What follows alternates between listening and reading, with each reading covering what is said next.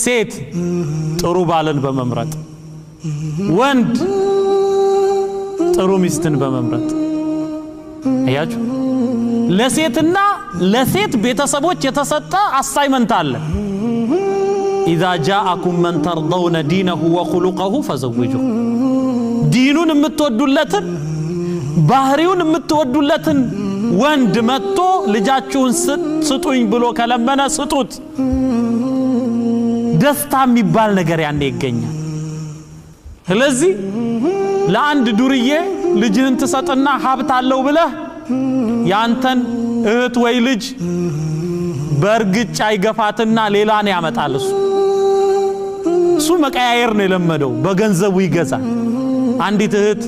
እኔ ሀብታም ማግባት አልፈልግም ማለች ለምን ሲባል በሪሞት ኮንትሮል ከፍ ዝቅ እንዲያረጋኝ አልፈልግም ማለች እኔ የምፈልገው የኔን ቀድር የተረዳ ዲን ያለው ሰርተን አብረን የምናድገው ነው ይሄ ነው የሚያከብረኝ አለች ገብቷታል እሷ ለዚህ ሴቶች አላህን ፍራ ስትዩ ቀጥ የሚል ሱብሂ ጀማዓ የሚሰግድ ባህሪው ያማረ አያችሁ ያንቺን ሐቅ የሚጠብቅ እንዲህ ያለ ሰው ነው በቃ መገባት ያለበት ስለዚህ ወንዶች እንድትመረጡ ዲነኞች ሁኑ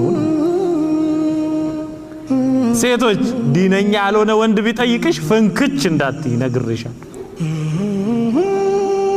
እሺ መርሐባ ለማንኛውም አላህ الطيبات للطيبين ብሏል አይደል መልካም የሆኑ ሴቶች መልካም ለሆኑ ወንዶች የተገቡ ናቸው ይላል እኛ ወንዶቹን መልካም ያድርገን ሴቶቹንም መልካም ያድርጋቸው መልካሞችን ከመልካሞች አላህ ያጠናድ ያገናኝ